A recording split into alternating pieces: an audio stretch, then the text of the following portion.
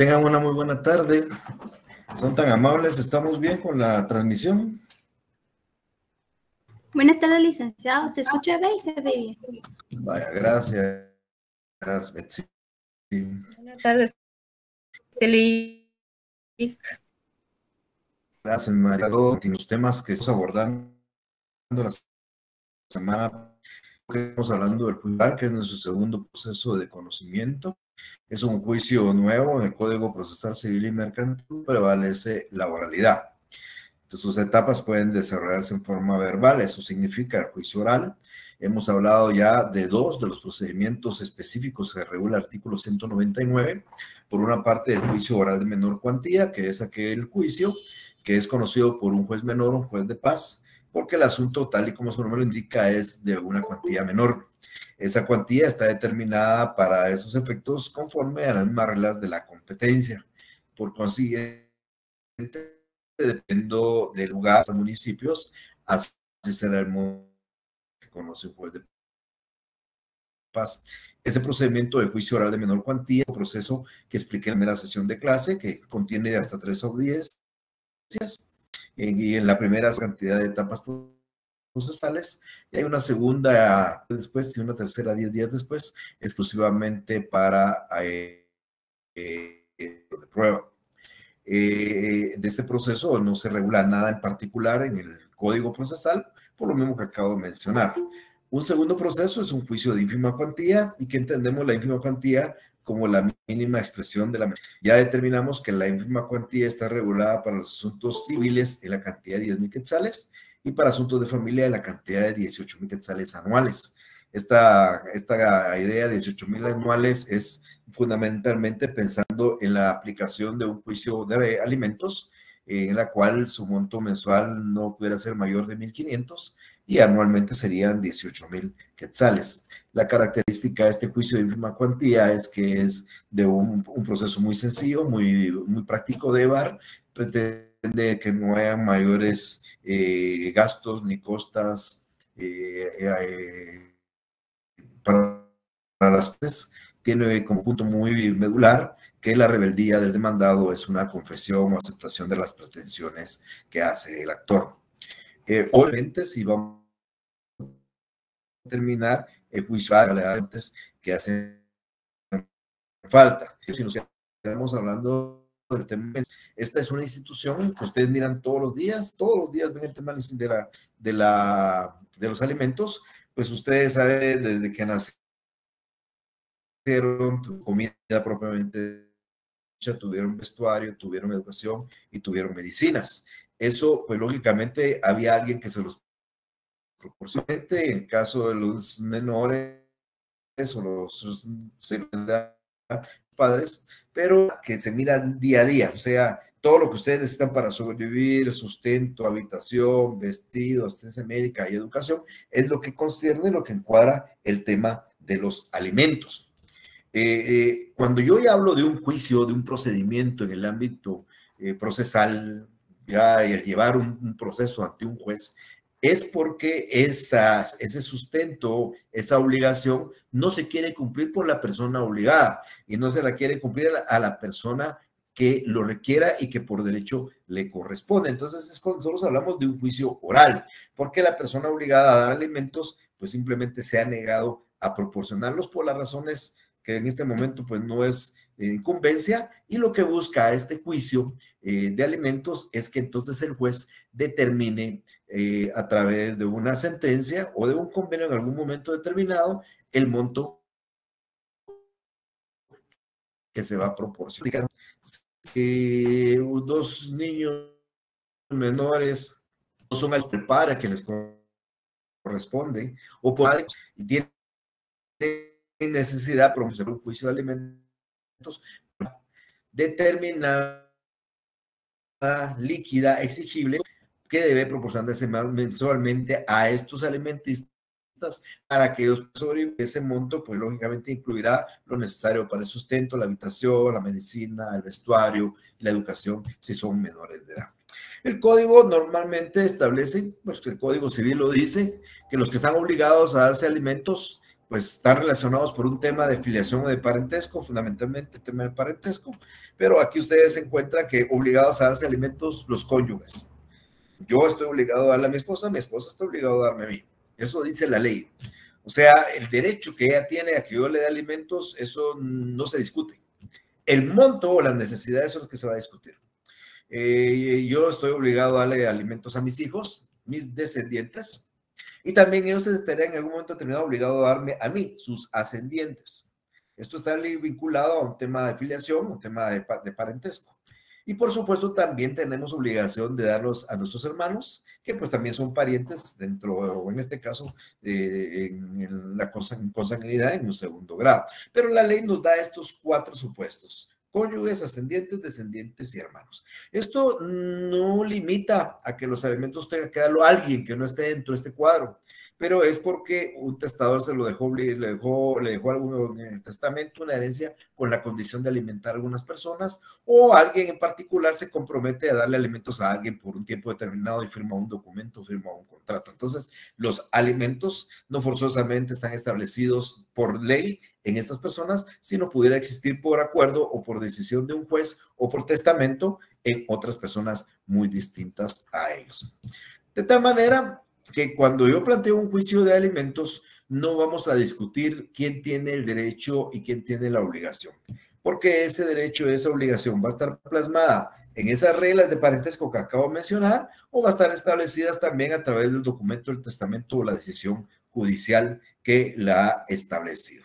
Entonces, un padre está obligado a dar alimentos a un hijo está obligado a dar alimentos a un padre, un cónyuge al otro, un hermano a otro, pero también X persona dársela a Y, porque el causante de una herencia o el testador en un testamento lo declaró de heredero con la condición de darle alimentos a aquel. O ese X se comprometió en un documento por 2 años darle alimentos a Y.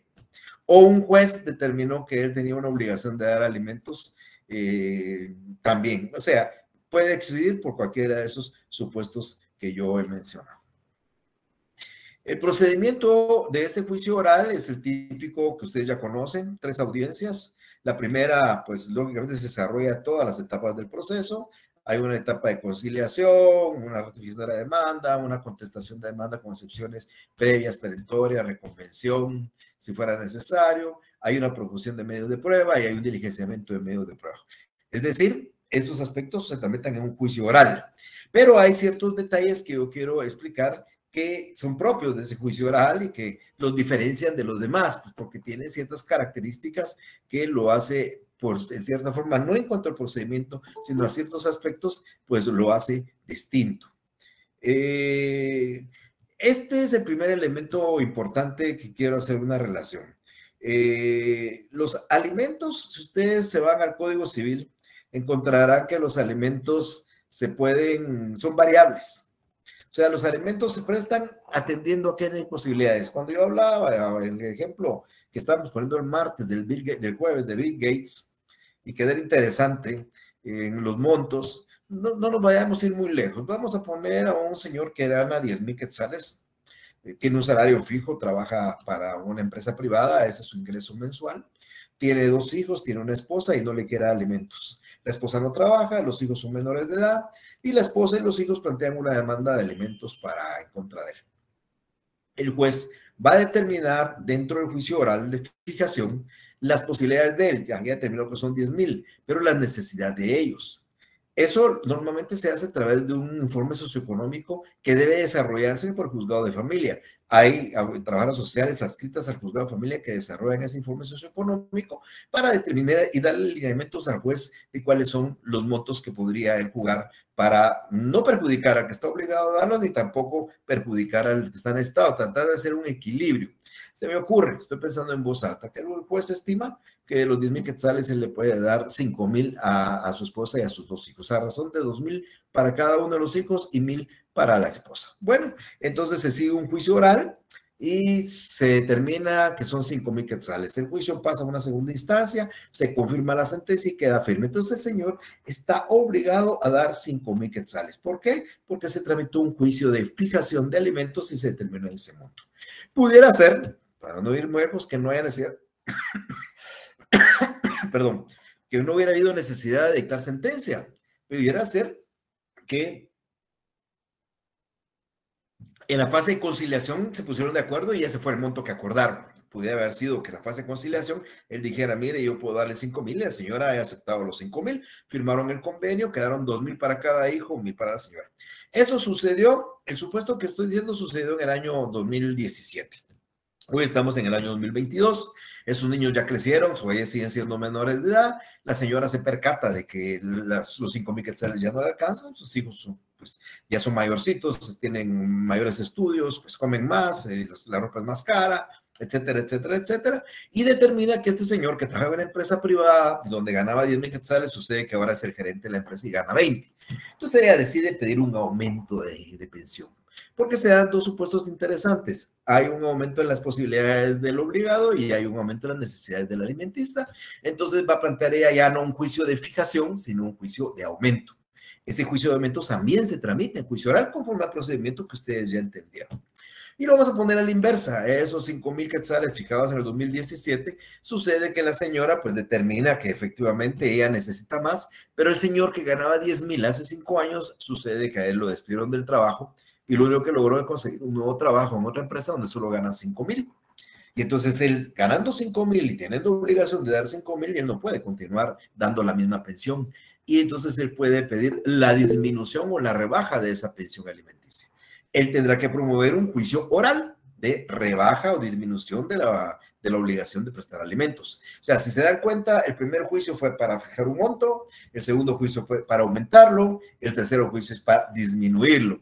Pero pudiera darse el supuesto de que este señor, que hace 5 años se le fue condenado o aceptó pagar 5,000, pues tuvo un grave accidente en este momento y está hospitalizado, está inmóvil, no puede trabajar y posiblemente su recuperación dure 6 meses, 1 año. Y entonces él tiene una obligación que está establecida en un convenio, en una sentencia y que es exigible. Y él no puede seguir, entonces puede plantear la suspensión de esa obligación a través también de un procedimiento oral. O sea, lo que trato de explicar es que un aumento, una fijación, una disminución, una suspensión va a ser a través de ese procedimiento. Recuérdense que lo que estamos aquí discutiendo es que a través de un juicio, ya sea por convenio o por sentencia, se le ha determinado la obligación a una persona. Esa sentencia o ese convenio es un título ejecutivo, que en el caso de incumplimiento se puede hacer cumplir forzosamente, y si él no cumple, se plantea una ejecución, se le pueden embargar bienes, se le puede arraigar, se le pueden rematar los bienes, inclusive se le puede procesar penalmente por un delito de negación de asistencia económica. Entonces, ¿qué hace él, por ejemplo, cuando esos niños que hace 5 años tenían 16 y 17 años, sucede que ahora en el año 2022 ellos ya no tienen la minoría de edad, pero la sentencia está vigente, el convenio está vigente. Entonces, lo que tiene que plantear es una extinción de la obligación. Tratado de demostrar que ellos ya cumplieron la mayoría de edad y por ende él ya no está obligado a cumplir con esa obligación de hace 5 años y se le extinga. Reitero, esa obligación. Porque el derecho de esos hijos a seguir alimentados en cualquier momento persiste. Si esos hijos dentro de 5 años tuvieron un percance, no pueden trabajar, quedan inválidos y los padres pueden hacerlo, tendrían que darle alimentos, estarían obligados a darle alimentos. Entonces, los juicios de fijación, aumento, disminución, suspensión y extinción de la obligación de dar alimentos la vamos a tramitar por esta vía de juicio oral conforme a los procedimientos que ustedes ya conocieron. Un elemento sine qua non de la demanda cuando ustedes plantean un juicio de fijación, eso es bien importante, de fijación, es que deben de acreditar documentalmente la obligación y el derecho. Es decir, obligación del demandado y derecho de los actores. ¿Y cómo lo van a hacer? Pues por supuesto, como estamos hablando de un juicio que voy a promover contra mi cónyuge, tengo que probar la calidad de cónyuge, o contra mi padre, pues tengo que probar la calidad de padre y de hijo, o contra mis hijos igual, o contra mis hermanos del parentesco. Entonces tendría que acreditar yo documentalmente, y eso son las certificaciones de las partidas respectivas, tendría que acreditar ese vínculo. Pero si esa obligación estuviera en un testamento o en un documento X o en una resolución judicial, pues tendré que acompañarlos. Lo que aquí quiero explicar es que en la demanda tenemos que acompañar el título que acredite que el demandado está obligado a darnos alimentos por cualquiera de las razones que aquí acabo de explicar. Pero me estoy refiriendo al juicio de fijación. Lógicamente, eso no viene para el juicio de aumento o de disminución, que en todo caso tendríamos que acompañar la sentencia o el convenio donde se hubiera determinado la obligación para poderla rebajar, suspender, extinguir o aumentar. En este juicio de alimentos tenemos solo una medida cautelar propia del juicio de alimentos. Me preguntaba una compañera en la otra sección que yo no me refería en algunos juicios a las medidas cautelares. Las medidas cautelares es un proceso igual, tal como su nombre le dice, un proceso cautelar. Dentro de la clasificación de los procesos atendiendo a su función, los mismos se clasifican en cautelares de conocimiento y de ejecución. Pues el proceso cautelar está regulado en el libro quinto, y ese libro quinto se denomina alternativas comunes a todos los procesos. Ustedes, amigas y amigos, pueden plantear una medida cautelar en cualquier juicio. Si ustedes quieren plantear un juicio sumario, el embargo de bienes, la anotación de una demanda, el secuestro de un vehículo, dependiendo, ustedes pueden plantearlo. No hay limitantes para eso. Pero lo que sí quería resaltar acá es que en el juicio de fijación, no aumento, no extinción, no suspensión, no extinción, sino fijación exclusivamente, mientras se tramita el juicio, que puede durar 6 meses, 1 año, el juez en la primera resolución determina provisionalmente un monto de pensiones. Se llama pensión provisional. Cuando ustedes planteen una demanda de elementos, pídale al juez que fije una pensión provisional. Esa pensión la determina el juez atendiendo a los documentos que uno acompaña para tratar de acreditar más o menos las posibilidades y las necesidades. Pero él lo hace realmente en forma prudencial. Cuando no hay documentos, también lo determina en forma prudencial. Entonces, si yo voy a plantear un juicio y quiero 5,000 quetzales de pensión, le puedo pedir al juez que fije una pensión provisional de 5,000 quetzales. Pudiera ser que el juez me la fije en 3,000, en 2,000 o en 4,000, pero la va a fijar. Esa pensión va a quedar vigente durante el tiempo que dure el juicio.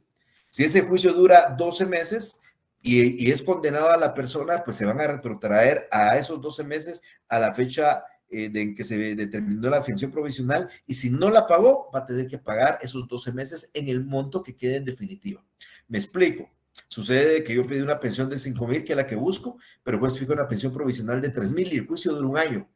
En 1 año él me daría a mí 36,000 quetzales. Pero la sentencia que condenó dice que se quedó en 5,000. Como él no pagó los meses anteriores, entonces van a condenarlo a pagar en 5,000 los 12 meses y en lugar de 36 me va a dar 60.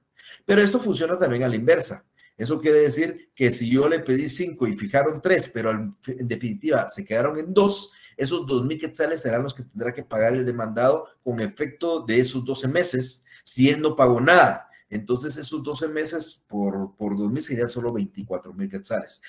Claro, lo que él ya pagó se quedará como pagado. Eso no va a contar ni para efectos de disminución ni para efectos de la rebaja. Este monto que se fija provisionalmente en la primera resolución se puede variar en el transcurso del juicio, pero es interesante e importante que sepan ustedes que hay una medida cautelar propia del juicio de fijación de elementos que se denomina pensión provisional. También es importante mencionar que estas medidas cautelares que también estaba señalando el libro quinto, arraigo, embargo, secuestro, intervención, anotación de demanda, providencia de urgencia, que ustedes ya conocen, normalmente, si ustedes recuerdan el semestre anterior, yo les decía que algunas de ellas pues hay que garantizarlas de entrada, otras que el juez pide que se garanticen. En las pruebas, cuando uno pide las medidas cautelares previa al juicio, hay que pagar una garantía entre el 10 y el 20%, lo recordarán ustedes muy bien. Y cuando estamos planteando un juicio, pues la otra parte puede pedir que garanticemos. En el juicio de alimentos no es necesaria esa garantía. O sea, que ustedes pueden pedir cualquier medida en un juicio de alimentos que el juez la va a decretar y no les va a exigir garantía alguna. Eso es importante, pues prácticamente está protegiéndose el derecho de los alimentos, que es una institución universal de carácter social y de sobrevivencia. Ahí estamos hablando que en el juicio de alimentos se está resguardando el derecho a la vida, el derecho a la habitación, el derecho a la salud, el derecho a tantas cosas. Entonces, no van a pedirse y no es necesario presentar ninguna garantía. La rebeldía, ustedes ya la hemos mencionado, la consecuencia de una rebeldía en un juicio cualquiera es que la demanda se tiene por contestar en sentido negativo. Eso ya se lo he explicado a ustedes a la saciedad. Sin embargo, casualmente la semana pasada, cuando hablamos del juicio de ínfima cuantía, les dije que aquí variaba. En ese juicio de ínfima cuantía, la rebeldía era aceptación.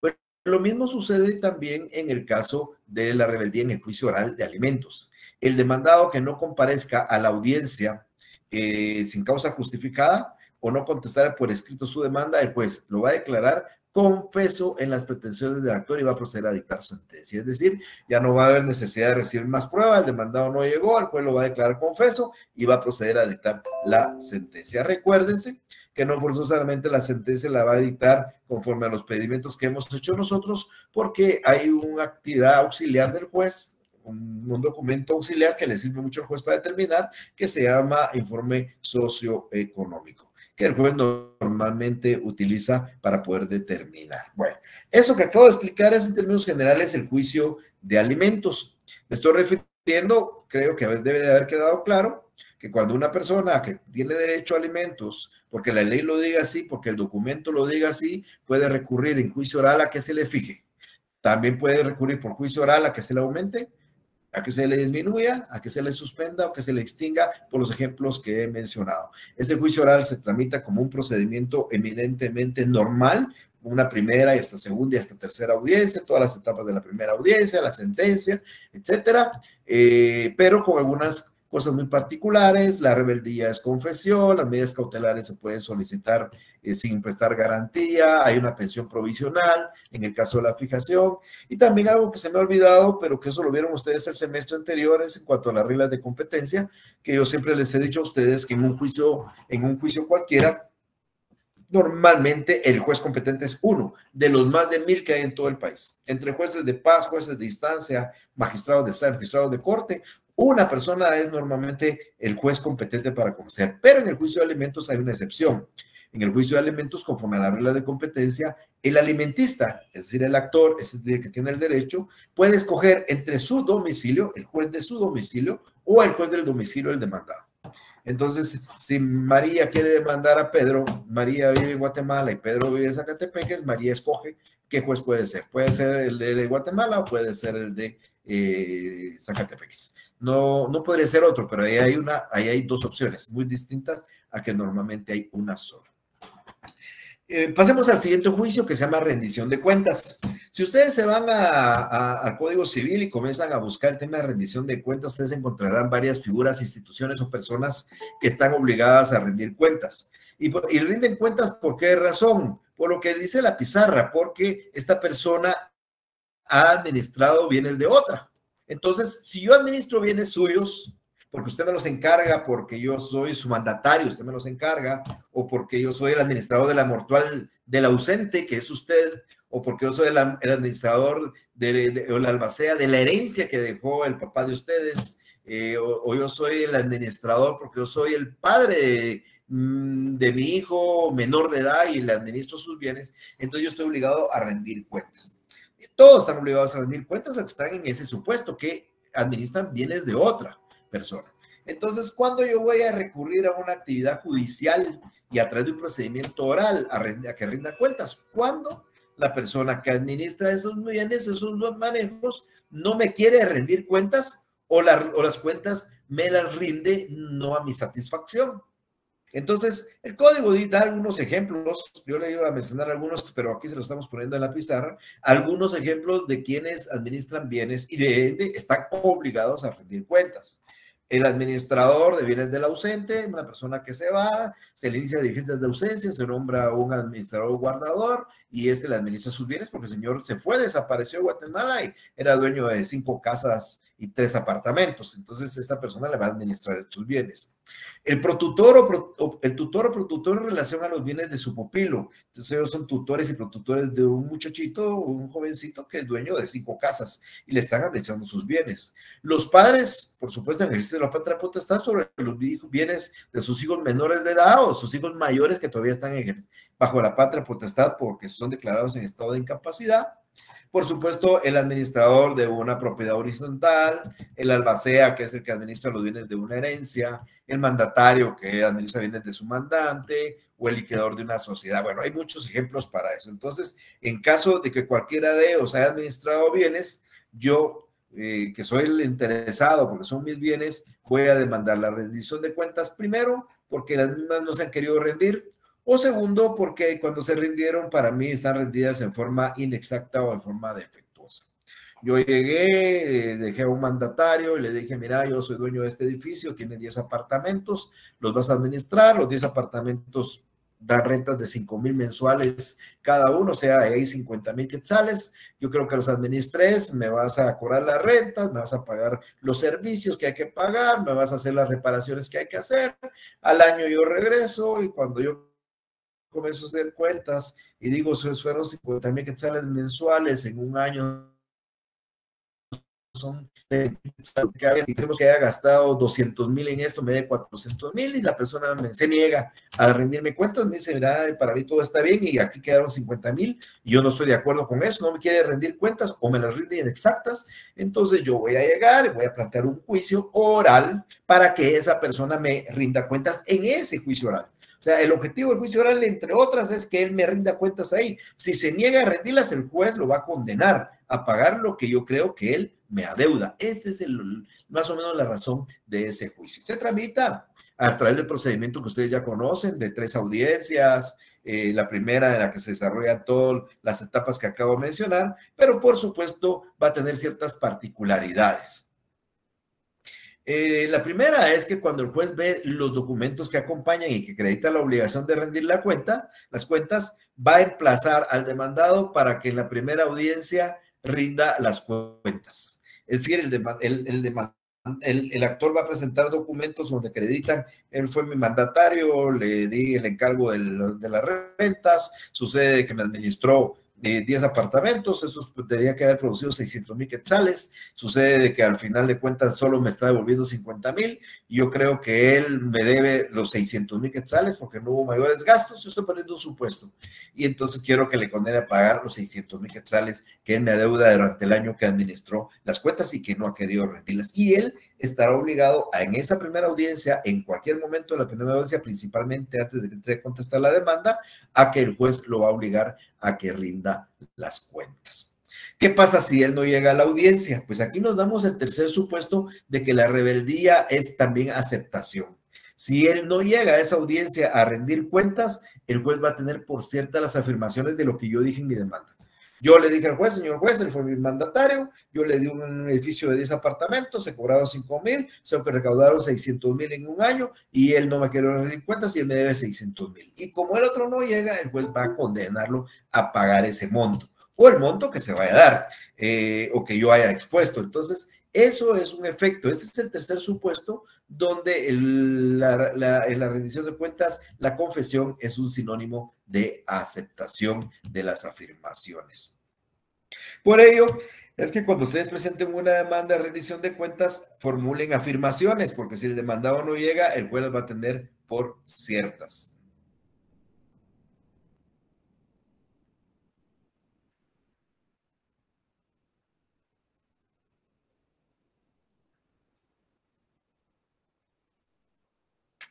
Este juicio también tiene una particularidad que no tienen todos los juicios. Este juicio nos dice a nosotros qué debe contener la sentencia del juicio de rendición de cuentas. Ustedes ven cualquier juicio, normalmente no dice qué el juez va a decir en la sentencia, pero este juicio en particular sí. Entonces, el juicio tiene aquí realmente dos alternativas o dos posibilidades. La primera la voy a poner, que es al final la última de la presentación, es que el juez hubo oposición, el demandado negó, contestó la demanda en sentido negativo y te puso excepciones, se llevó el juicio, está a la fase de dictar sentencia, el juez dicta sentencia. Lo que podría suceder, lo que dice el último párrafo, puede suceder que el juez lo absuelva porque de las pruebas se demuestra que él no estaba obligado a rendir cuentas. Sucede que los documentos que se presentaron a él no lo obligaba a rendir cuentas y el juez lo va a absolver de rendir las cuentas. Ese asunto normalmente no sucede porque, y reitero que con la demanda ya nosotros tenemos que acreditarle al juez la obligación. Entonces, cuando el juez recibió la demanda, tuvo que determinar que efectivamente había una obligación de rendirlas. Pero pudiera suceder que al final de la sentencia el juez lo absuelva. La segunda es que no lo absuelva. Por ende, sí había obligación de rendir cuentas, pero a criterio del juez, las mismas quedan aprobadas como las rindió en la audiencia. En la audiencia llegó, rindió y para el juez es satisfactorio y las rindió bien y ahí quedaron rendidas y por ende las aprueba. Y entonces, eso está en el numeral primero, aprueba esa rendición. Lo otro es que el demandado haya comparecido a rendir cuentas y el juez las impruebe. Es decir, el juez diga, mire, a mi criterio no están bien acreditadas, no están bien rendidas, las impruebo, y como las impruebo, entonces voy a resolver lo siguiente: la condena al pago del saldo que resulte de las mismas. Sucede que el señor llegó, demostró que se recibieron 600 y probó que gastó 400, y por ende hay 200,000. Entonces lo va a condenar a pagar ese saldo que resulte las mismas, los 200,000. Pero no solo el saldo, también lo va a condenar a pagar daños y perjuicios, que el juez va a fijar prudencialmente, y lo va a condenar además a pagar los intereses de ese monto que está pendiente de pago. Además, por supuesto, va a haber una condena en las costas por haber obligado a tener que ir a un juicio a pedir la rendición de cuentas. Entonces, esto es la condena ante la improbación de las cuentas: condenar a un saldo, condenar a costas, condenar a daños, condenar a intereses y fijar un plazo dentro del cual el demandado debe hacer el pago. Esos plazos normalmente siempre van en las sentencias, porque solo de esa manera se puede hacer exigible la obligación en el futuro, como oportunamente lo vamos a explicar. Pero estos serían los requisitos de una sentencia en el caso de juicio de oral de rendición de cuentas. El siguiente supuesto que también aparece en el código es la división de la cosa común. Miren, aquí hay cosas que yo ya no debo de ustedes explicarles porque sé que ustedes ya lo saben, pero quiero decirles con suma tristeza y preocupación que aunque yo sepa que lo saben, cuando yo comienzo a explorar sé que no lo saben. O ya se les olvidó. El problema es que ustedes ganaron el curso en alguna oportunidad, sin embargo, hay casos en que yo sé que no lo saben.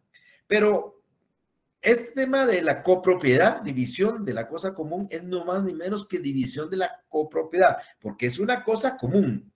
Este celular que yo tengo aquí a la vista es mío. Esto no es cosa común, esto es mío. Propiedad individual, adquirido mediante uno de los medios de adquisición de la propiedad que establece el código, que son modos derivados, en este caso la compraventa. Yo fui a una empresa, compré el celular, y este celular es mío, de mi propiedad. La propiedad es un derecho real, es el derecho real pleno, porque yo con la propiedad yo puedo gozar y disponer del bien. Yo lo uso, yo lo marco, si quiero lo tiro, si quiero se lo regalo y si quiero lo vendo. Yo puedo hacer lo que quiera con mi propiedad, claro, dentro de los límites que dice la ley, ¿verdad? Por ejemplo, yo soy dueño de una casa y no por la casa yo voy a agarrar y construir un edificio de 1,000 pisos, ¿verdad? Porque hay ciertas limitaciones en el sobresuelo, en el subsuelo, pero me refiero al celular en particular. Entonces, este celular es de mi propiedad. Aquí no hay cosa común, pero sucede que como el celular es muy caro, entonces decidimos juntamente con mi hija, una de mis hijas, ir a comprar el celular. Y compramos el celular entre los dos. El celular costó 10,000 quetzales, 5,000 puso ella, 5,000 yo, y entonces este sí es una cosa más o más. Y esto se denomina en la vida del Código Civil, dentro del ámbito de los derechos reales, como una forma especial de propiedad, se llama copropiedad. Pues bien, hay un principio importante en la copropiedad que a ustedes no se les debe de olvidar.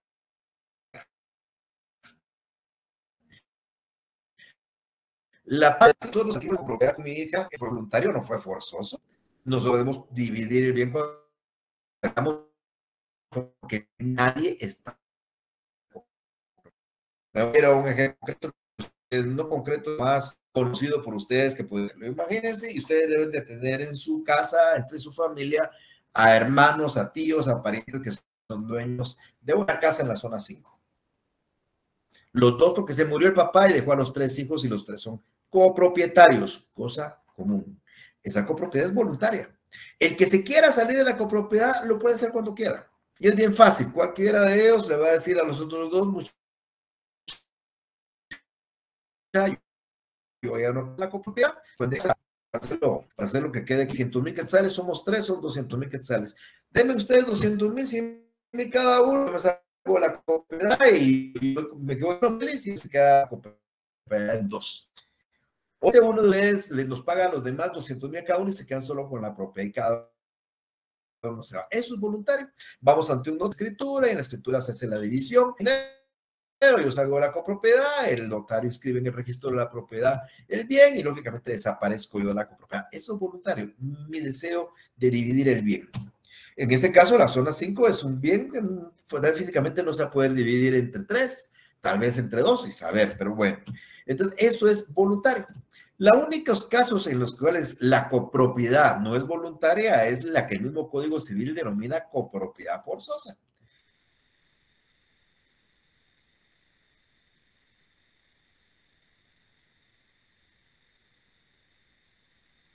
Que son dos, que es que hay una pared que divide los dos apartamentos.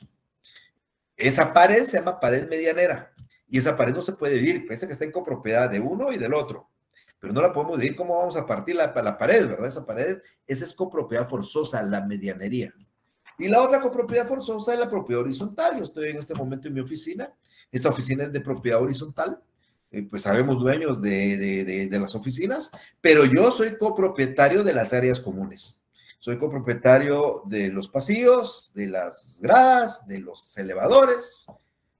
Pero si esa copropiedad se pudiera dividir, sucede que yo compro los elevadores y nadie va a poder bajar por los elevadores porque son míos. Y alguien más va a comprar las gradas y nadie va a poder bajar por las gradas porque son de él. Y alguien compra el pasillo y nadie va a poder pasar por el pasillo. Entonces, si yo bien soy dueño de los elevadores, no puedo llegar a los elevadores que tendría que pasar por el pasillo. Entonces, esta copropiedad se llama copropiedad forzosa. Tampoco se puede dividir. Y tampoco podemos dividir aquella por copropiedad donde existe un pacto que ustedes ya recuerdan seguramente cuando estudiaron su derecho civil 2, que se llama pacto de indivisión, que dura 3 años, donde los copropietarios se ponen de acuerdo en no dividir en un lapso máximo de 3 años, que puede renovarse, pero que decidimos no dividir. Pero bien, entonces la copropiedad es voluntaria. Cuando yo quiero promover la división de la cosa común, lo que yo tengo que hacer es simplemente hablar con el otro copropietario y pedirle que queremos dividir. Por lo mismo que les estoy mencionando, esto no es obligación.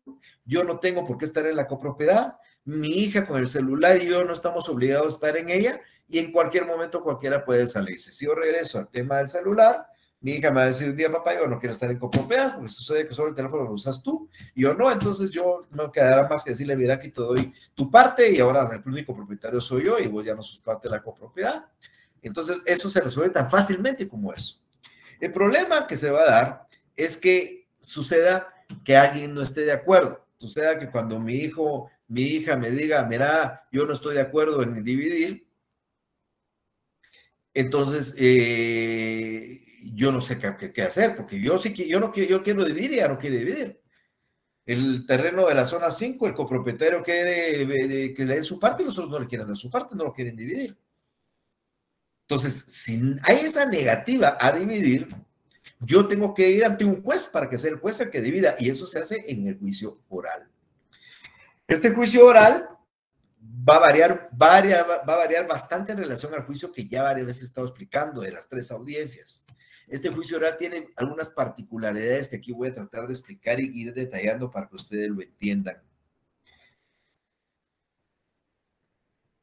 La primera particularidad, pero es un supuesto más que una particularidad, es que este juicio procede por 5 supuestos. Acabo de hablar de 3 copropietarios de una casa de la zona 5. Si uno de ellos se opone a la división de la cosa común, hay que ir a juicio oral. Segundo supuesto, si uno de esos 3 copropietarios fuera menor de edad, no podemos dividir ante un notario, hay que ir a juicio oral. Tercer supuesto, si uno de esos 3 copropietarios estuviera ausente, es decir, no sabemos dónde está, dónde vive, no tiene un representante legal, tenemos que hacerlo a través de un juicio oral ante un juez. Cuarto supuesto, si uno de esos copropietarios, pues sí es mayor de edad, pero ya fue declarado en estado de incapacidad, por ende no puede actuar por sí solo. Los bienes de menores de edad, de ausentes y de incapaces no los podemos vender. No podemos enajenar, no podemos ceder, no podemos negociar, salvo por orden del juez. Entonces tengo que ser, si el caso, el copropietario es un menor de edad, un incapaz, un ausente, tengo que plantear un juicio oral. No hay otra alternativa. No lo puedo hacer extrajudicialmente con un notario. Y el último supuesto es que uno de los copropietarios fuera el Estado. El Estado actúa como ente privado también. Entonces yo pude haber comprado un bien que también el Estado es dueño y somos copropietarios con el Estado. Y yo quiero dividir el bien, no lo voy a poder hacer extrajudicialmente porque la ley me exige que sea por juicio oral por ser el Estado. Entonces, si ustedes van a promover un juicio oral, va a ser, primero, o porque uno de los copropietarios no está de acuerdo, dos, porque uno de ellos es menor, ausente, o es incapaz, o es el Estado. Esos son los supuestos en los cuales va a proceder un juicio oral de división de la cosa común. Si no sean esos supuestos, si las personas son capaces, no están ausentes, no son menores de edad, no es el Estado y los propietarios están de acuerdo, van ante un notario y dividen el bien como quieran dividirlo. Eso que quede muy claro en ese sentido para que no haya ninguna confusión con ustedes. Vamos a señalar una primera audiencia, debe de cumplirse el término de los 3 días entre la primera audiencia y el emplazamiento, pero lo interesante de acá es que esa primera audiencia va a empezar con la etapa de conciliación y ahí se va a quedar. Ese día solo eso se va a desarrollar, no va a haber contestación de demanda, excepciones, no va a haber nada de eso más que una etapa de conciliación. ¿Y qué se busca en esa etapa de conciliación? Designar el nombramiento de un partidor. Se llama notario partidor porque es un notario que le va a presentar, lo adelanto una vez, que les va a presentar a las partes un proyecto de partición para ver si ellos están de acuerdo en dividir el bien de la forma como el notario se los está proponiendo. Eso es lo primero que vamos a hacer. Entonces, se va a tratar de designar un notario partidor y tal vez también, si es posible, que determinen las partes cuáles son las bases de la partición. Vamos a pensar otra vez en la casa de la zona 5, de los 3 copropietarios, van a agarrar la audiencia a los 3 y el juez va a iniciar la audiencia y va a decir, bueno, primera etapa, conciliación. ¿Qué notario quieren ustedes que parta, que sea de la división? Entonces, va a decir, mire, yo tengo un notario que se llama Jorge García y el otro va a decir, yo tengo un notario que se llama Luis González, pero tiene que ponerse de acuerdo. No se pone de acuerdo, el juez va a nombrar un notario. Tiene que haber un notario. ¿Se pone de acuerdo? Propongamos al notario Carlos González García. Y los 3 estamos de acuerdo, entonces el juez designa a ese notario partidor y a él se le va a hacer saber el cargo y se le va a discernir. Claro, ese notario va a ganar, ¿verdad? Es trabajo para él, va a ganar sus honorarios por eso. Entonces el notario va a aceptar el cargo, se le va a discernir y el juez le va a fijar un plazo para que él presente un proyecto de partición. Entonces el notario va a ir a la casa de la zona 5, yo puse la casa de la zona 5, esa no se puede dividir en 3. Va a ser difícil que dejemos el baño y la cocina uno, el comedor y la sala otro, y 2 dormitorios al otro. Eso no se va a poder dividir físicamente. Vamos a pensar para el ejemplo, esto en un terreno grandísimo de 1000 metros cuadrados. No tiene construcción, es un terreno, y entonces viene el notario, llega al lugar, él no sabe nada de cartografía, no sabe nada de ingeniería, no sabe nada de mediciones, él va a auxiliar de un experto. Y le va a decir el experto, mire, ese es el terreno y hay que dividirlo en 3. Y el experto le va a sacar 3 partes. Y él va a decir, bueno, la parte esta para A, esta parte para B, esta parte para C. Y con eso, esa finca la vamos a dividir en 3 finquitas. Y este es el primer proyecto que va a presentar le va a presentar al juez y se lo va a llevar al juez. No quise poner de la casa de la zona 5, la poner en un ejemplo más adelante. Entonces yo ya llevo con un proyecto de partición dividiendo aquel terreno de 1000 en 3 áreas casi uniformes y asignándole a A una, a B otra y a C la otra. Y el juez, basado en eso y de algunas instrucciones, va a señalar una audiencia.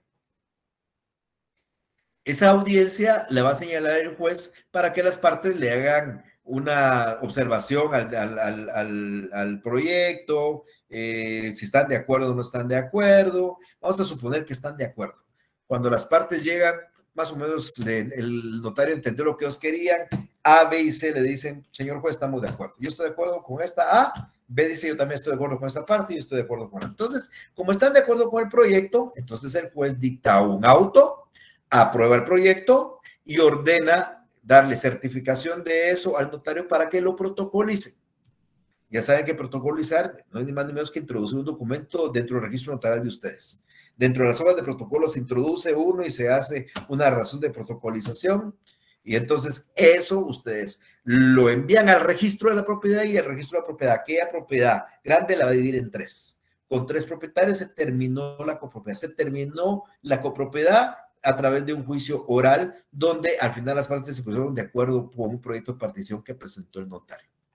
Pero eso estuvo muy fácil. Vamos a pensar de que no están de acuerdo con ese primer proyecto de partición que se le acaba de presentar al notario porque ya dice que esa área que le están asignando pues es un área que da un barranco, no le gusta y ve, pues dice que tampoco está de acuerdo. Sí sé si estaba de acuerdo. Como no están de acuerdo en ese proyecto de partición, entonces el juez le ordena al notario que haga un nuevo proyecto, un segundo proyecto de partición y le va a fijar un plazo también.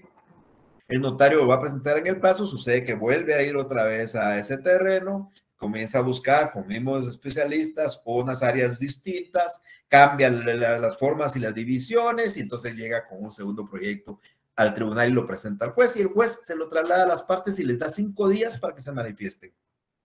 Si en los 5 días ellos no dicen nada, no se oponen, no hay objeciones, entonces el juez, lo mismo que hubiera sido la primera, dicta un auto aprobando el proyecto, este segundo proyecto de partición y ordena que lo protocolicen. El notario lo protocoliza, envía testimonios y saca 3 fincas distintas y terminó la copropiedad.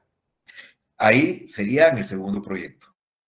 Pero sucede que este segundo proyecto sí hay objeciones. Las partes tampoco están de acuerdo con el segundo proyecto, no les interesa. Sucede que ahora A y B están de acuerdo, pero C no está de acuerdo con él. Entonces se opone, hace sus argumentaciones, sus manifestaciones y entonces el juez no le queda más que decidir él. Se intentó una primera, que ellos estuvieran de acuerdo, no hubo, se intentó una segunda y como no hay acuerdo, él tiene que ahora que dictar una sentencia. Y en la sentencia el juez ya tiene que decidir qué proyecto cree él que es el más adecuado o modificar un proyecto en particular, determinando cuáles son los puntos que se van a modificar y ordenar ya con eso que la sentencia se le extienda una certificación al notario para que protocolice la sentencia, le envíe los registros de la propiedad y se hagan las divisiones conforme él ya lo ordenó. Pudiera suceder que la propuesta del notario no sea división, que normalmente sucede cuando el bien materialmente no se puede dividir. Y regreso a la casa de la zona 5. Cuando el notario llegó ahí a la casa de la zona 5, vio que eso no lo puede dividir. Es una casa tan pequeña, apenas tiene 125 metros cuadrados. No puede dividirlo entre 3, no le puede poner una pared y decía yo dejar el inodoro y la cocina a uno, o la sala y el comedor al otro y los otros dormitorios al otro, no puede. Entonces el notario les presenta un proyecto de partición y lo que dice es que se vende en pública subasta. En el primer proyecto les presentó y les formuló que se vendiera en 300,000, las partes no estaban de acuerdo en eso. En el segundo, y que se diera 100,000 para cada uno. En el segundo proyecto les puso 600,000, tampoco estaban de acuerdo, 200,000 para cada uno, y entonces van otras con el juez, y el juez al final decide que se vende en pública subasta y fija el monto que al final va a regir para la venta del bien. Entonces, estas alternativas hay, normalmente se divide el bien, cuando se puede dividir, o se traslada a una venta en pública subasta, cuando el bien realmente no es divisible. Esa sentencia o ese auto, dependiendo, auto si hay acuerdo, sentencia si no hay.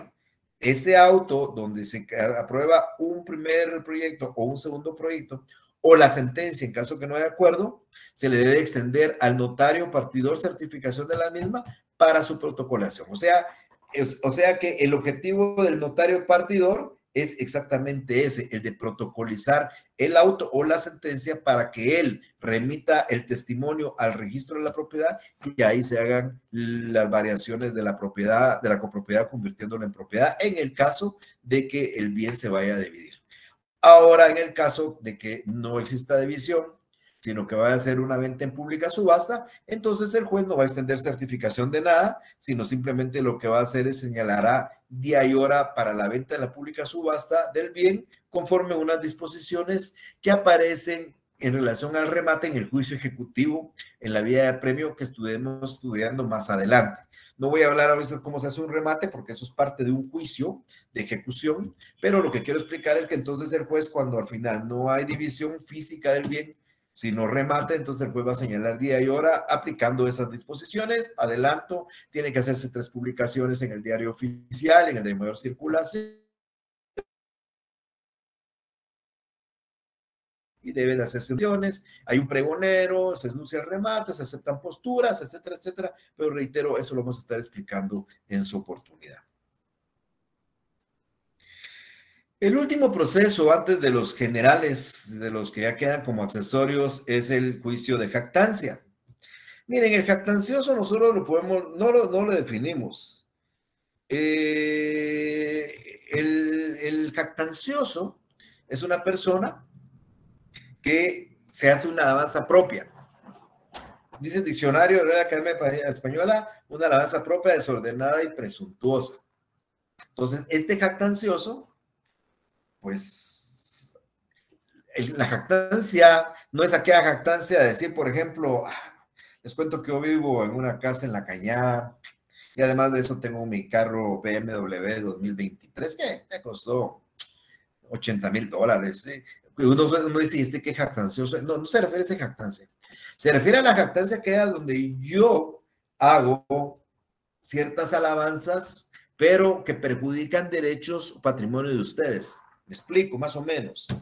Cuando yo digo, por ejemplo, miren aquí, perdonen por el ejemplo, ¿verdad? Y no se van a enojar por esto, pero veo ahí a Samuel Minera. Y yo dijera, miren, les cuento que Samuel Minera, el carro que él tiene es mío, ese carro es mío. Esa es una jactancia. La pregunta aquí ¿es cierto eso? No tiene nada que ver. Si eso no es, el hecho es que yo públicamente estoy diciendo que ese carro es mío. Y que Samuel lo usa y no me lo ha querido pagar. Y que ese carro debería haberme entregado. Esa es una jactancia. Entonces Samuel, yo le digo a este proceso, se me fue el nombre en este momento, no me voy a recordar, masoquista, es un proceso masoquista, porque Samuel, pese a esa jactancia que yo tengo diciéndole que el carro que él tiene es mío, o por ejemplo, ahí veo también a Víctor Negreros, les cuento que Víctor Negreros a mí me da 10,000 quetzales desde hace como un año y no me lo ha querido pagar. Entonces, Víctor o Samuel van a promover un juicio oral para probar en juicio que yo dije eso frente a todos. Pero no es para callarme, no es para que quede en la boca de alguien y no siga hablando, no, es para obligarme a demandarlos por lo que yo estoy diciendo. O sea, Samuel va a montar un juicio oral, va a probar que yo en una clase como hoy dije que él tenía mi carro y él va a plantear una demanda para que yo promueva una demanda para recuperar mi carro. Y lo mismo va a hacer Víctor, va a promover una demanda para probar que fui jactancioso, el juez me va a fijar un plazo para que yo promueva una demanda y le reclame ya legalmente por la vía judicial ese derecho de que yo no estoy jactando. Uno diría, ¿y para qué hace eso? Uno mejor se queda callado, pero lo que hace esto es acelerar la caducidad. Sucede que a mí me van a fijar 15 días y si 15 días yo no presento demanda en contra de Samuel por el vehículo que él tiene o una demanda por el dinero que dije yo que me debía Víctor y no la presento en 15 días, va a caducar mi derecho y nunca más voy a poder demandar esa situación en ningún lado. O sea, lo que se busca es eso. Saben ustedes que el derecho de demandar es un derecho subjetivo. O sea, a mí nadie me puede obligar a demandar, pero en el caso de la jactancia sí. Si hay un juicio de jactancia, me pueden obligar a demandar, porque si yo no demando, automáticamente nunca más voy a poder demandar sobre eso. Entonces, es lo que se busca a través de un juicio de jactancia. Esta acción de jactancia lo que pretende es eso, obtener una sentencia que obliga al demandado a intentar la acción que él se ha abrogado, el derecho que él jactanciosamente ha manifestado que tiene. Esa es la intención y el objetivo de este juicio de jactancia. Vamos a manejarlo en un procedimiento igual oral, con 3 audiencias, una fase de conciliación, pero la primera audiencia va a haber algunas particularidades que vamos a explicar acá. El juicio tiene 3 audiencias, puede tener 3 audiencias, pero van a haber esas particularidades. La primera es que su demanda, amigas y amigos, no es cualquier demanda. O sea, es una demanda, pero que obliga a cumplir con ciertos requisitos. Porque la ley dice que cuando nosotros presentamos una demanda de jactancia, tenemos que decir, por ejemplo, en qué consistió la jactancia. Pues mire, señor juez, va a decir Samuel, el licenciado Mario Gordillo, en una clase que desarrolló el día 2 de agosto, públicamente dijo que yo le debía un automóvil que yo tengo, ese automóvil no es de él, pero eso lo dijo él. Y lo dijo ese día, el 2 de agosto, en una clase que se hizo a través de Google Meet. Yo estaba ahí presente, por eso me di cuenta. Entonces yo quiero que él venga a una audiencia oral y ahí niegue o acepte que él dijo eso. Lo mismo va a hacer Víctor, va a decir exactamente lo mismo, solo que va a decir que fueron 10,000 quetzales que yo mencioné. Entonces, me van a citar, el juez va a citarme para que yo el día de la audiencia llegue a aceptar o a negar que dije eso. Entonces, acá hay una rebeldía que es lo mismo que los juicios orales, el juicio de rendición de cuentas y el juicio de ínfima cuantía. Acá también la rebeldía del demandado implica aceptación. Si yo, Mario Gordillo, no llego, se va a tener por cierto que dije lo que dije según Samuel o dije lo que dije según Víctor. O sea, el juez va a tener por cierto que fui jactancioso, que dije eso. Entonces, si yo no llego, el juez va a dictar una sentencia y me va a fijar, no me va a condenar a nada, me va a fijar, me va a condenar a que yo en 15 días plantee la demanda contra Samuel o plantee la demanda contra Víctor. Entonces, eso va a ser. Entonces, el juez, tal y como aparece ahí, va a decidir en la sentencia que en caso de que yo no haya llegado a rebeldía, que hay jactancia y me va a fijar esos 15 días que para dicho sea de paso es un término legal, o sea, no lo fija el juez al rebeldío, sino lo dice la ley, son 15 días. Entonces, si en esos 15 días debo plantear una demanda bajo percibimiento de que si yo no planteo la demanda, se va a tener por caducado mi derecho a solicitud de parte. Nunca más podría plantear una demanda en contra de Samuel yo por el vehículo que dije que era mío o por el dinero que dije que me debía a Víctor. Nunca más podría hacerlo. Esa es la intención de esa demanda. Ahora bien, esto es en caso de rebeldía, pero en caso de que yo sí llegara a la demanda y contestara a la demanda, interpusiera la demanda, excepciones, lleváramos todo el juicio como debe de ser, pues en caso de que el juez, al momento de dictar sentencia, perdón, se me está yendo aquí, disculpen.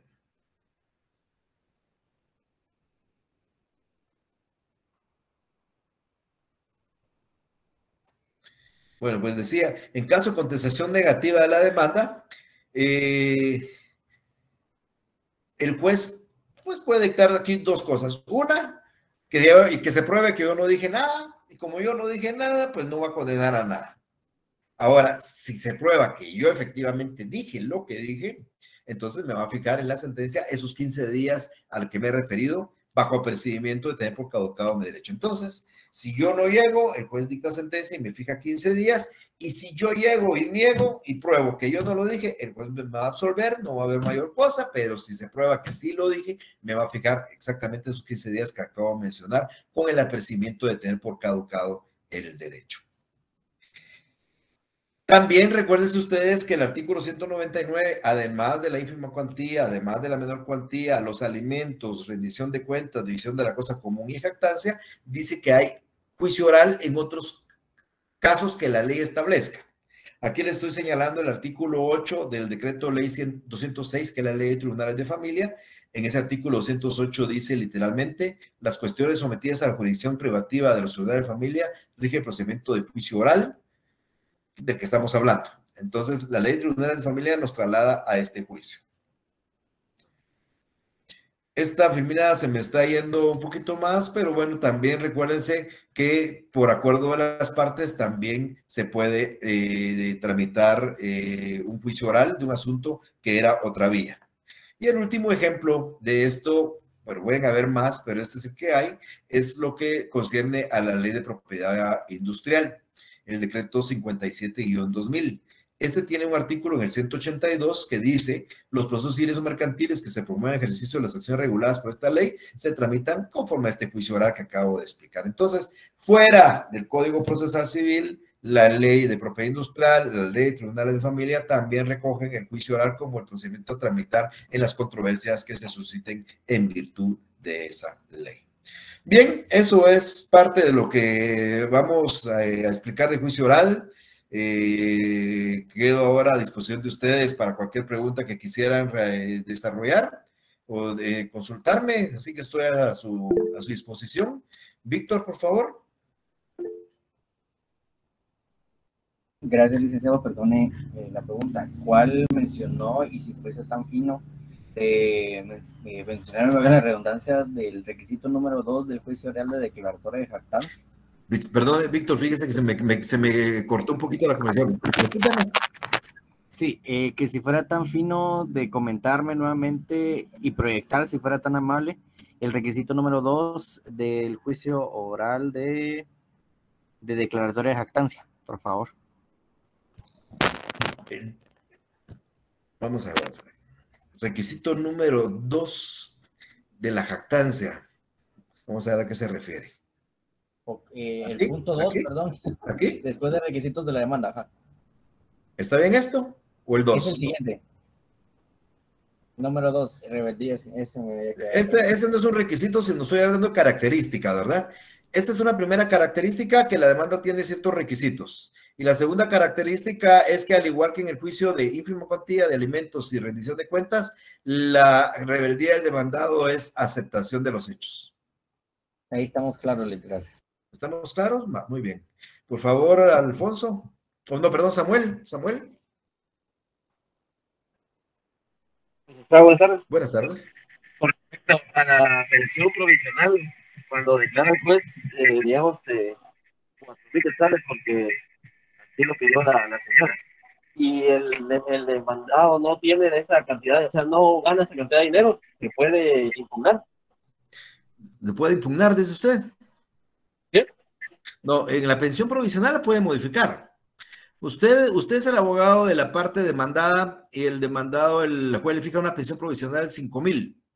Y usted le notifica la demanda hoy y hay una pensión provisional de 5,000, y usted trabaja como empleado público con un salario mínimo de 3,000 quetzales. ¿Usted tiene una constancia de esos? Su cliente trabaja en eso. Usted, como abogado, dentro del juicio, antes de la audiencia o el día de la audiencia, le pide al juez que modifique la pensión provisional y le presenta la constancia de trabajo para que en lugar de 5,000 le pongan pensión provisional de 1,500. Eso se puede modificar en todo el juicio. Ahora, la pensión provisional que quede y que se establezca, al final, esto era bien importante, Samuel, lo expliqué yo, pero al final, a mí me fijaron 2,000 quetzales de pensión provisional. Yo soy Mario Gordillo, recibí la demanda, 2,000 quetzales, tengo dos alternativas: ¿pago o no pago? Voy a tomar la primera: pago, y pago 2,000 mensuales. Sucede que cuando dictan la sentencia final, en lugar de condenarme a 2,000, que es la pensión provisional, me condenaron a 4,000. Pero como yo ya pagué todos los meses, a mí no me cambia nada. Yo, pese a que fijaron 4,000 en definitiva, como yo pagué los 2,000 provisionales siempre, no tengo ningún problema. Puede pasar a la inversa: yo pago 2,000 mensuales y sucede que la definitiva fue de 1,000. Sucede que pagué de más, pero tampoco lo puedo devolver. O sea, yo cumplí con 2,000 y para bien o para mal ya lo pagué. Ahora, ¿qué sucede si yo no lo pago? Yo no pago los 2,000, llega fin de año, llega el año completo, yo ya debo 24,000, dictan la sentencia definitiva, queda firma, y en lugar de 2,000 me fijan 4,000. Como yo no pagué esos 2,000, esos 4,000 voy a tener que pagar ahora. En lugar de los 2,000 que no pagué, voy a tener que pagar 4,000 por cada mes. Y como son 12 meses, estamos hablando de ¿qué? 48,000 quetzales. En lugar de pagar los 24, voy a tener que pagar 48 porque yo no pagué. Eso fue una pensión que al final salió más cara, la definitiva, que la provisional, que yo no pagué. Pero me puede también beneficiar. Eran 2,000 mensuales que yo no pagué, pero al final me fijaron 1,000. O sea, esos 1,000, en ese monto me van a cobrar todas las anteriores. Entonces, es una ruleta. Si yo no pago, me arriesgo a que sea mayor y tenga que pagar todo eso, que es más, o me puedo beneficiar que sea menor y voy a pagar menos. Pero es una ruleta, porque depende de lo que pasa al final. Si yo pago, no tengo ningún problema si es mayor o menor. Pero si es mayor, no tengo que pagar más, y si es menor, no puedo pedir que me devuelvan nada. No sé si queda claro, Samuel. Sí, licenciado, gracias. Vaya. José Alfonso, ¿también me quiere preguntar? Sí, licenciado, buenas tardes, disculpe. Con una consulta, tengo duda por qué dice que el juicio de declaratoria de jactancia es obligatorio. ¿Tiene alguna prescripción o por qué este derecho tiene que reclamarse como obligatorio? El juicio de jactancia no es obligatorio. El demandar, vamos a poner un ejemplo. No lo voy a poner a usted. Yo tengo un amigo que está casado, su esposa lo engaña, él es infiel. Y lo sabe él. Anda con otras personas, él es infiel. Y entonces yo le digo: mira, ¿vas a demandar? Pues no quiero. Nadie lo puede obligar a demandar. Nadie. Si yo a usted le debo 10,000 quetzales, si usted no me quiere demandar, nadie lo puede obligar a usted a demandar.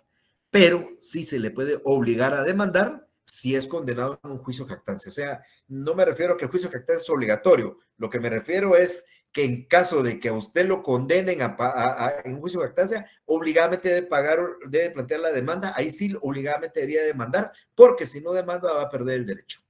A eso me refería. A usted, Víctor Negreros. Gracias, licenciado. Siempre ya me perdí en el tema del juicio de jactancia. En caso de rebeldía, ¿qué es lo que hace el juez? Ya en el contenido de la sentencia. En caso de rebeldía es lo mismo, exactamente lo mismo. O sea, mire, pues si el juez llega a la primera audiencia y en la primera audiencia no llega el demandado, lo declara rebelde y lo tiene por cierto las afirmaciones y en 5 días dicta sentencia. Y en la sentencia lo va a condenar, le va a decir, con lugar juicio jactancia, se declara el demandado jactancioso y se le señala 15 días para que presente su demanda bajo apercibimiento de que si no lo presenta, se tendrá por caducado su derecho a petición de parte. Así será el contenido final del por tanto de la sentencia. Declara el lugar jactancia dando 15 días. Y le fijan 15 días. Eso es si es rebelde. Y si no es rebelde, y el juicio lo dicta sentencia porque hay oposición, igual, si se prueba que hubo jactancia, le va a fijar también esos 15 días y el mismo apercibimiento. Ok, excelente, licenciado, gracias. A usted, por favor. Diana, por favor. Buenas tardes, Lic, mucho gusto. Igualmente. Disculpe, licenciado, ¿cuál sería la ventaja de una garantía en el juicio oral de fijación de alimentos, en este caso para la persona que reclama el derecho, en este caso, contra lo obligado? Usted me habla el beneficio de una medida cautelar, no de una garantía, sino una medida cautelar. Sí, sería, exactamente, la medida cautelar ya directamente. Sí, yo la entendí que era medida cautelar y no la garantía. La garantía es otra cosa, pero la medida cautelar, Diana, tiene muchas razones. Vamos a ver, usted va a plantear una demanda de alimentos, su clienta es una señora, tiene sus 2 hijos y usted quiere plantear un juicio de alimentos para que el marido le dé 2,000 quetzales de pensión. Y usted, para empezar, pide el arraigo para que no se vaya a ir fuera del país. Esa es una ventaja. Si no le arraiga, de repente se la va a ir fuera del país y no va a dejar de apoderado y se va. Pero pensemos más todavía. El señor dueño de una casa a nombre de él, usted le embarga la casa para tener una garantía de que la pensión se la va a cumplir. Porque si no la cumple, usted ya tiene un bien para rematar en caso que no le cumpla con la pensión, el embargo de la casa. O puede pedir, se me ocurre, la intervención de su empresa, porque él es dueño de una empresa mercantil y usted quiere intervenirla para garantizar la pensión alimenticia. Entonces, depende de las medidas, pero todas sirven para garantizar el resultado o las resultas de un juicio futuro. O sea, no solo en juicio oral, en cualquier juicio, usted, actor, tiene a disposición medidas de garantía que le servirán en un momento determinado garantizar que si gana el juicio, usted tiene con qué pagarse, usted tiene con qué satisfacer la obligación, usted tiene cómo evitar que la persona se vaya del país. No sé si me entiende. Esa es la idea de las medidas de garantía. Sí, pero enfocándome, no sé si no entendí, con respecto a lo que el juez da una protección directamente aparte de las garantías, y en este caso el obligado no tiene cómo hacer efectivo el pago de su obligación. ¿Cómo se le puede, si el juez otorgara, aparte de estas medidas cautelares, cómo poder garantizar el pago sustancial en sí? No, Diana, no, mire, ni en los alimentos ni en cualquier deuda que usted tenga tiene una garantía. Ustedes van a aprender aquí cuando salgan ya en el curso, que si, por ejemplo, usted viene aquí a mi oficina y dice, mire, licenciado, me presta 5,000 quetzales. Yo le doy 5,000 quetzales y le hago firmar 50 documentos acá y ninguno me va a garantizar que usted me va a pagar. Y si para el colmo usted no tiene bienes, usted no tiene trabajo, usted no tiene nada, no voy a poderle cobrar, Diana. Entonces, si yo quisiera garantizar, tendría que decirle, mire, Diana, usted quiere 5,000 quetzales, va, constituye una hipoteca sobre un bien de su propiedad. O dígale a su hermano que sea su fiador y que él me constituya la hipoteca. Una casita de la zona 5, yo le acepto hipoteca a la casa de la zona 5 por 5,000 quetzales, se los doy. Ahí sí me estoy garantizando yo, porque yo ya tengo el bien y está hipotecado, y el día que usted no pague, yo agarro ese bien y lo remato, y ahí tengo ganas. Pero en otro caso, Diana no lo va a tener.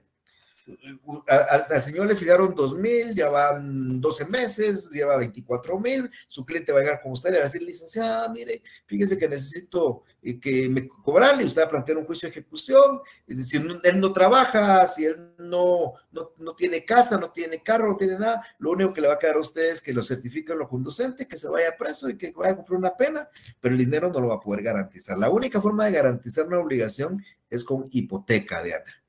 De ahí no hay otra manera. Una sentencia de un juez muy bonita puede ser, linda la sentencia, pero si no hay bienes, Ustedes lo van a conocer como patrimonio ejecutable, no van a poder hacer el cobro de la obligación. Sustancial en esencia. Gracias, Lick. Así es. ¿Alguna otra pregunta? Licenciado, una consulta. En el juicio oral usted nos explicó que aquí no vamos a demandar por si se tiene o no se tiene el derecho, porque eso ya lo indica la ley. Sí.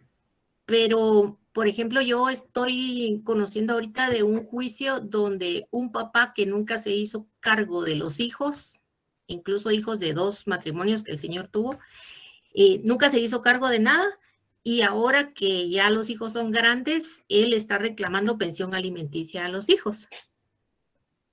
Ajá. Igual es un juicio oral, pero ahorita los hijos están reclamando que no quieren darle pensión al señor porque él nunca se hizo responsable de ellos, sino que fueron las mamás, ¿verdad? Entonces ellos siempre están ayudando a sus mamás, los hijos de los 2 matrimonios, pero están ahorita en este problema de pensión alimenticia del papá. El proceso siempre es el mismo, ¿verdad? Pero aquí ellos lo que quieren es que los declaren que no es justo. No, eso no es motivo del juicio, Melia. Vamos a ver, yo tengo 3 hijos. Yo creo que les he dado a ellos, pues no a través de un juicio, nunca me han demandado. Yo les he dado todo y ya son universitarios y todavía sigo dando. Estoy hablando con realidad y con franqueza. Pero podría ser que yo realmente me haya olvidado de ellos. Nunca me reclamaron tampoco nada. La mamá les dio y vivieron y yo me hice el desentendido, me fui a otro hogar, viví en otro lugar. Hoy yo ya tengo 70 años, 80 años. Sucede que mis hijos son profesionales. Nunca les di nada cuando eran infantes, pero ellos igual están obligados a darme, Amelia. La ley no da diferencias. Aquí la ley no dice que si usted me da, tiene derecho a pedir, y si yo le doy, tengo derecho a pedir. La ley dice, se deben recíprocamente alimentos. Ellos tuvieron el derecho de pedirme a mí cuando quisieron y no lo hicieron. Ahora tengo yo el derecho de pedirle a ellos. Si yo nunca les di a ellos porque nunca me pidieron o porque me hice el desentendido, esto no va a ser un motivo para que a mí, siendo mis hijos, me nieguen la obligación, aunque yo nunca. Entonces, esa no es la defensa. No va a ser esa defensa. Le van a fijar una pensión alimenticia. Gracias, licenciado. Esa duda tenía. Muy amable. Vaya, Meli, vaya. Diana. Lick, en secuencia de la compañera, por ejemplo, cuando la ley adjetiva nos indica que con respecto a ascendientes, descendientes, conforme a la línea que nos indica la norma, si dice hermanos, ¿podría entablar una demanda en este caso de fijación de alimentos en base que por decirle, mi esposo no tiene solvencia económica, pero la hermana sí? ¿En este caso sería? No, Diana, porque ella no es hermana suya. Ella es cuñada suya. Muchas gracias. No. Su esposo puede demandar a su hermana y su hermana puede demandar a su esposo, pero usted no puede demandar a la hermana. Siempre viendo lo convencional. Gracias, Lick. No tenga pena, Diana. Bueno. En el caso de Amelia, la defensa sería de qué forma bajarlo menos en la cantidad de la pensión, ¿verdad? ¿La defensa sería qué dice? La forma de darle la menor cantidad de dinero posible, digamos. Si está claro. Aquí hay que buscar darle la menor cantidad de dinero posible o no darle, ¿verdad? Pero, mire, pues yo supe de un caso, tiene capacidad, digamos. Claro. Fíjese, Samuel, que yo supe de un caso de un señor cuyos hijos son millonarios. Y el señor fue a pedir pensión alimenticia. ¿Cómo le sacaron una firma a él de un documento donde decía que ellos le habían dado no sé cuántos miles para garantizar su pensión alimenticia durante 10 años? Que esa fue la defensa de ellos, que ellos ya le habían dado. Nunca se lo dieron. Le sacaron una firma en un documento que él no se percató y lo firmó, donde aparentemente había recibido mucho dinero para pensión alimenticia de 10 años anticipados. Entonces, esa fue la defensa que hicieron en un juicio oral para que no se les fijaran, porque ellos ya le habían dado a él dinero para todos 10 años de vida. Pero nunca se lo dieron realmente. Pero ahí son las maneras en que hay que defenderse. Pero sí, ahí habría que buscar darle la mínima cantidad de dinero que se pueda dar. Así es, correcto. Bueno, nos vemos el día jueves. Vamos a pasar ya a hablar del tercer proceso de conocimiento, que es el juicio sumario. Cualquier duda pueden preguntar en este momento. Tengan feliz tarde. Nos vemos.